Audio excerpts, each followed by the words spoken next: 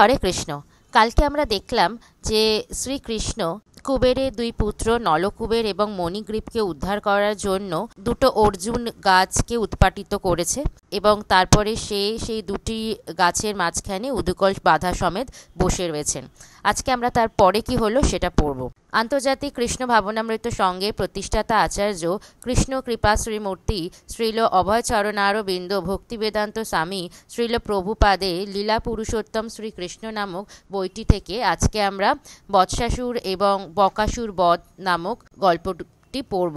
বজ্রপাতের মতো প্রচণ্ড শব্দ করে অর্জুন বৃক্ষ দুটি যখন ভূপতিত হল, তখন নন্দ মহারাজ সহ গোকুলের সমস্ত অধিবাসীরা তৎক্ষণাৎ সেখানে উপস্থিত হলেন। এই দুটি বৃক্ষকে হঠাৎ সেভাবে পড়তে দেখে তারা অত্যন্ত আশ্চর্যজনিত হলেন। তাদের পতনের কারণ খুঁজে না পেয়ে তারা হতভম্ব হয়ে গেলেন। উদুখলে রজ্জুবদ্ধ অবস্থায় কৃষ্ণকে সেখানে দেখে তারা ভাবলেন যে এটা নিশ্চয়ই কোনো অসুরের কাজ হবে, তা না হলে এটা কি করে সম্ভব। তারা অত্যন্ত উদ্বিগ্ন হয়ে উঠলেন, কেননা শিশু কৃষ্ণকে সবসময় এই ধরনের অদ্ভুত সমস্ত ঘটনা ঘটছিল। বয়স্ক গোপেরা যখন এইভাবে নানা রকম দুশ্চিন্তা করছিলেন, তখন সেখানে ক্রীড়ারত গোপ শিশুরা বলল যে উদুকলের সঙ্গে রজ্জুবদ্ধ কৃষ্ণ সেই উদুকলের টানে সেই গাছ দুটিকে ভূপতিত করেছে। তারা বলল, কৃষ্ণ যখন এই দুটি গাছের মাঝখানে এসেছিল তখন সেই উদুখলটি সেখানে আটকে যায়। কৃষ্ণ তখন সেই দড়িটি টানতে থাকে এবং তার ফলে সেই গাছ দুটি সমূলে উৎপাটিত হয়। গাছ দুটি যখন পড়ে তখন দুজন জ্যোতির্ময় পুরুষ সেই গাছ দুটি থেকে বেরিয়ে আসে এবং তারা কৃষ্ণের সঙ্গে কথা বলে। অধিকাংশ গোপেরাই শিশুদের সেই কথায় বিশ্বাস করলেন না। তারা বিশ্বাসই করতে পারলেন না যে সেই রকম কিছু একটা ঘটা সম্ভব। কেউ কেউ কিন্তু তাতে বিশ্বাস করলেন এবং নন্দ মহারাজকে বললেন, তোমার এই শিশুটি অন্য শিশুদের মতো নয়, তার অলৌকিক শক্তির প্রভাবে সেই রকম কিছু ঘটলেও ঘটতে পারে। তার পুত্রের এই অসাধারণ ক্ষমতার কথা শুনে নন্দ মহারাজ হাসতে লাগলেন। তিনি এগিয়ে গিয়ে তার কোমরের দড়িটি খুলে দিলেন। বয়স্কা গোপীকারা তখন কৃষ্ণকে তাদের কোলে তুলে নিলেন। তারা তাকে নিয়ে বাড়ির ভিতরে গেলেন এবং হাততালি দিয়ে তার অদ্ভুত সমস্ত কার্যকলাপ কীর্তন করতে লাগলেন। কৃষ্ণ একজন সাধারণ শিশুর মতো তাদের সঙ্গে সঙ্গে তালি দিতে লাগলেন। পরমেশ্বর ভগবান শ্রীকৃষ্ণ কাঠের পুতুলের মতো সম্পূর্ণভাবে গোপীদের বশীভূত হয়ে নাচতে লাগলেন এবং গান করতে লাগলেন। মা যশোদা কখনো কখনো বসার জন্য কৃষ্ণকে একটা কাঠের পিঁড়ি আনতে বলতেন। যদিও একটা শিশুর পক্ষে সেই কাঠের পিঁড়িটি ছিল অত্যন্ত ভারী, তবুও কোনো মতে কৃষ্ণ তা তার মায়ের কাছে নিয়ে আসতেন। নারায়ণের আরাধনা করার সময় তার পিতা কখনো কখনো তাকে তার খড়ম জোড়া নিয়ে আসতে বলতেন এবং কৃষ্ণ অনেক কষ্টে মাথায় করে সেই খড়ম জোড়া তার পিতার কাছে নিয়ে আসতেন। যখন তাকে কোনো ভারী জিনিস তুলতে বলা হতো এবং তিনি সেটা তুলতে পারতেন না, তখন তিনি কেবল তার হাত নাড়তেন। এইভাবে প্রতিদিন প্রতিক্ষণ তিনি তার পিতামাতাকে অসীম আনন্দে মগ্ন রেখেছিলেন। তিনি শিশুসুলভ এই সমস্ত লীলা ব্রজবাসীদের প্রদর্শন করেছিলেন, কেননা যে সমস্ত মুনি ঋষিরা পরম তত্ত্বের অনুসন্ধান করছেন তাদের তিনি দেখাতে চেয়েছিলেন যে কিভাবে পরম তত্ত্ব পরমেশ্বর ভগবান তার শুদ্ধ ভক্তদের ইচ্ছার বশীভূত হয়ে যান। একদিন এক ফলওয়ালি নন্দ মহারাজের বাড়ির সামনে এসে হাঁকতে লাগলো, ফল চাই, ভালো ফল আছে, কে কিনবে এসো। শিশু কৃষ্ণ তৎক্ষণাৎ তার ছোট্ট ছোট্ট হাতে করে কিছু শস্য নিয়ে এসে তার বিনিময়ে কিছু ফল নিতে এলো। তখনকার দিনে বিনিময়ের মাধ্যমে ক্রয় বিক্রয় হতো, তাই বড়দের শস্যের বিনিময়ে ফল কিনতে দেখে শ্রীকৃষ্ণ তারই অনুকরণ করেছিলেন। কিন্তু তার হাত দুটি ছিল অত্যন্ত ছোট এবং তার উপর সেগুলো আনতে আনতে তার অধিকাংশ মাটিতে পড়ে গেল। যে ফলওয়ালিটি ফল বিক্রি করতে এসেছিল সে এইভাবে কৃষ্ণকে আসতে দেখে তার রূপে মুগ্ধ হয়ে তার হাতের অবশিষ্ট কয়েক দানা শস্যের বিনিময়ে তার হাত ভর্তি করে ফল দিয়ে দিল। তখন সে দেখল যে তার ফলের ঝুড়িটি মণিমাণিক্যে পূর্ণ হয়ে গেছে। ভগবান হচ্ছেন সব রকমের আশীর্বাদ প্রদাতা, তাই কেউ যখন ভগবানকে কিছু দেয় তাতে তার কোনো ক্ষতি হয় না, উপরন্তু প্রতিদানে তার লক্ষ কোটি গুণ বেশি লাভই হয়। একদিন যমলার্জুনের মুক্তিদাতা শ্রীকৃষ্ণ যমুনা তীরে বলরাম সহ অন্যান্য শিশুদের সঙ্গে খেলা করছিলেন। তখন অনেক বেলা হয়ে গিয়েছিল, তাই বলরামের মা রোহিণী তাদের ঘরে ফিরে আসবার জন্য ডাকতে গিয়েছিলেন। কিন্তু কৃষ্ণ এবং বলরাম তখন তাদের বন্ধুদের সঙ্গে খেলায় এত মত্ত ছিলেন যে তারা বাড়িতে আসতে চাইলেন না। তারা খেলেই যেতে লাগলেন। তাদের ঘরে ফিরিয়ে নিয়ে যেতে অসমর্থ হয়ে রোহিণী বাড়ি গিয়ে মা যশোদাকে পাঠালেন তাদের ডেকে আনার জন্য। মা যশোদা তার পুত্রের প্রতি এত স্নেহবৎসল ছিলেন যে তাকে ঘরে ফিরিয়ে আনার জন্য ডাকতে আসা মাত্রই তার স্তন দুগ্ধ পূর্ণ হয়ে উঠল। তিনি উচ্চস্বরে ডাকতে লাগলেন, কৃষ্ণ, তোমার খাবার সময় হয়েছে, বাড়ি চলো।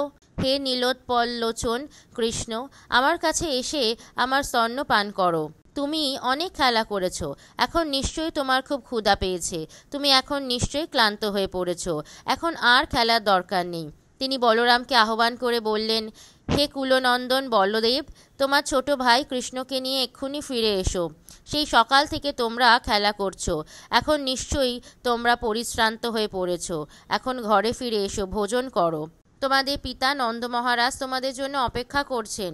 তোমরা ফিরে না আসা পর্যন্ত তিনি খাবেন না, তাই তাড়াতাড়ি ফিরে এসো। কৃষ্ণ এবং বলরাম যখন শুনলেন যে নন্দ মহারাজ তাদের জন্য অপেক্ষা করছেন এবং তাদের অনুপস্থিতিতে তিনি কিছুই খাবেন না, তখন তারা খেলা শেষ করে ঘরে ফিরে গেলেন। তাদের অন্যান্য খেলার সাথীরা তখন অভিযোগ করল, আমাদের খেলা এখন জমে উঠেছে আর কৃষ্ণ এখন চলে যাচ্ছে।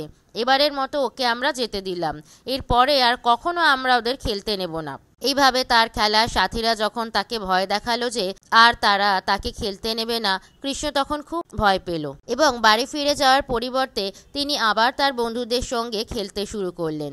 তখন মা যশোদা শিশুদের তিরস্কার করলেন এবং কৃষ্ণকে বললেন, প্রিয় কৃষ্ণ, তুমি কি মনে করো যে তুমি একটা সাধারণ ছেলে? তোমার কি কোনো ঘরবাড়ি নেই? সেই সকাল থেকে খেলা করবার ফলে তোমার সারা শরীর ধুলো লেগে ময়লা হয়ে গেছে।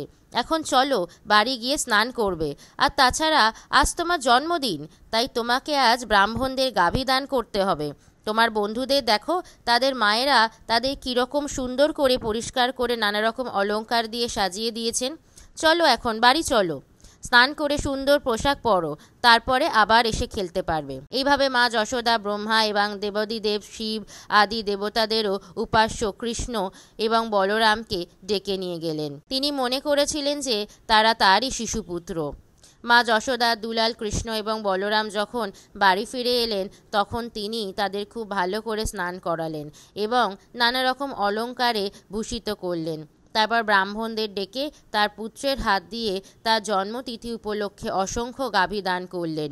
এইভাবে তিনি শ্রীকৃষ্ণের জন্মতিথি পালন করলেন। এই ঘটনার পর নন্দ মহারাজের নেতৃত্বে সমস্ত বৃদ্ধ গোপেরা সমবেত হলেন।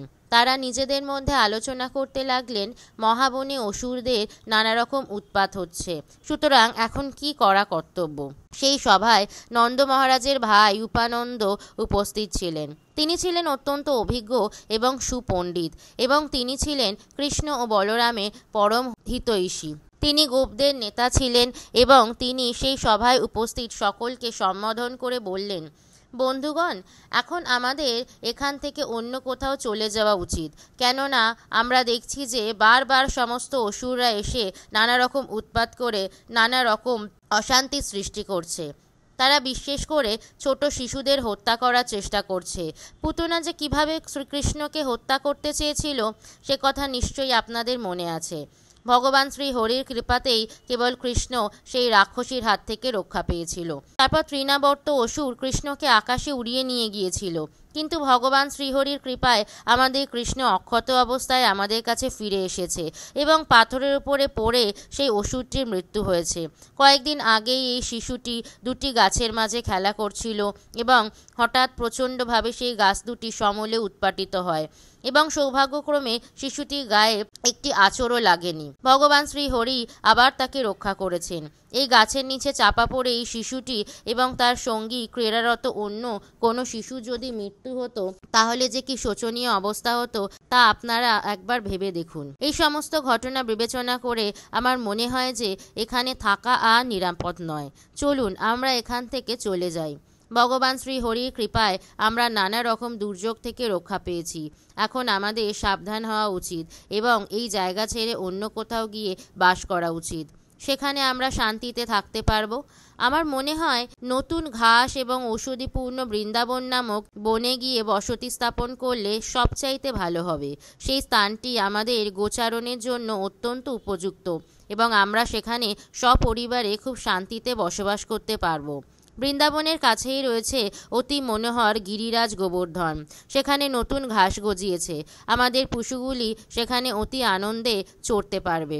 সেখানে চলে গেলে আর আমাদের কোনো অসুবিধা হবে না। তাই আমি বলবো যে এক্ষুনি আমাদের সেই অতীব রমণীয় বৃন্দাবনের উদ্দেশ্যে যাত্রা করা উচিত, কেননা এখানে আর সময় নষ্ট করার কোনো কারণ নেই। আসুন আমরা সকলে আমাদের গরুর গাড়িতে সব কিছু গুছিয়ে নিই এবং গরুদের সম্মুখভাগে রেখে আমরা যাত্রা শুরু করি। উপানন্দের কথা শুনে সমস্ত গোপেরা তৎক্ষণাৎ সম্মত হলেন। চলো এক্ষুনি আমরা সেখানে যাই। সকলে তখন তাদের গৃহস্থলীর সমস্ত আসবাবপত্র এবং বাসনপত্র গাড়িতে বোঝাই করে নিলেন এবং বৃন্দাবনের উদ্দেশ্যে যাত্রা শুরু করলেন। বৃদ্ধ শিশু এবং স্ত্রীলোকেরা গাড়িতে করে চললেন এবং ধনুর্বাণ নিয়ে গোপেরা গাড়ির পিছনে পিছনে চলতে লাগলেন। সমস্ত গরু, ষাঁড় এবং বাছুরদের সামনে নিয়ে ধনুর্বাণে সজ্জিত হয়ে শিঙ্গা বাজাতে বাজাতে গোপেরা চলতে লাগলেন। এইভাবে প্রবল শব্দ করতে করতে তারা বৃন্দাবনের দিকে যাত্রা করলেন। আর ব্রজঙ্গনাদের বর্ণনা কে করতে পারে? তারা সকলে অতি সুন্দর বস্ত্র এবং অলঙ্কারে ভূষিত হয়ে গাড়িতে বসেছিলেন। তারা সকলেই কৃষ্ণের লীলাসমূহ কীর্তন করছিলেন। মা যশোদা এবং রোহিণী কৃষ্ণ ও বলরামকে কোলে নিয়ে একটা গাড়িতে বসেছিলেন।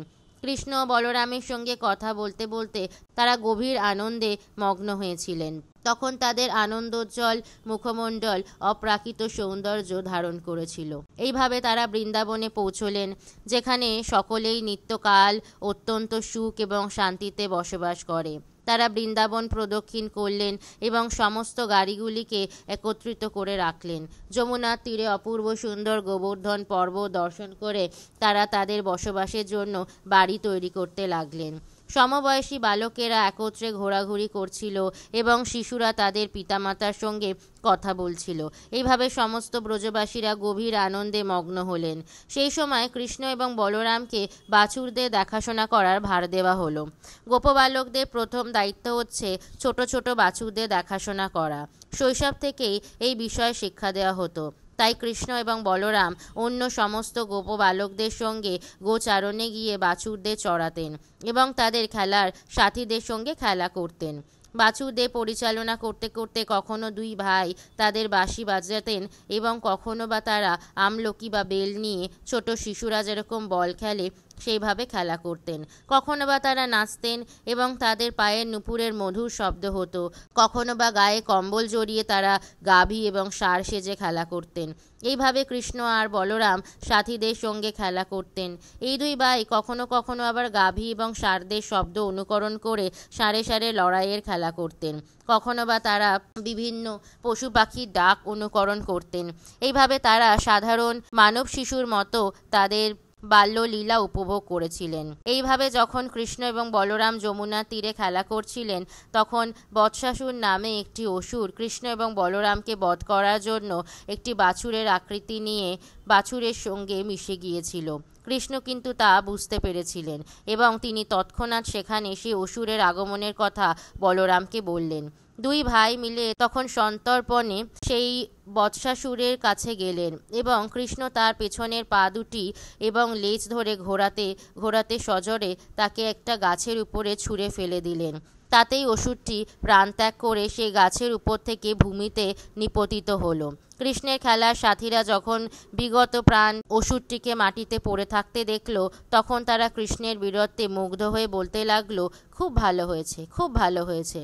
স্বর্গের দেবতারা তখন মহানন্দে পুষ্পবৃষ্টি করতে লাগলেন। এইভাবে সমস্ত সৃষ্টির পালক কৃষ্ণ ও বলরাম প্রতিদিন সকালে বৃন্দাবনে গোচারণে বাছুরদের চড়াতেন এবং এইভাবে ব্রজের রাখাল রূপে তারা তাদের বাল্যলীলা উপভোগ করতেন। সমস্ত গোপবালকেরা প্রতিদিন গোবৎসগুলিকে জল খাওয়ানোর জন্য যমুনাতে নিয়ে যেত।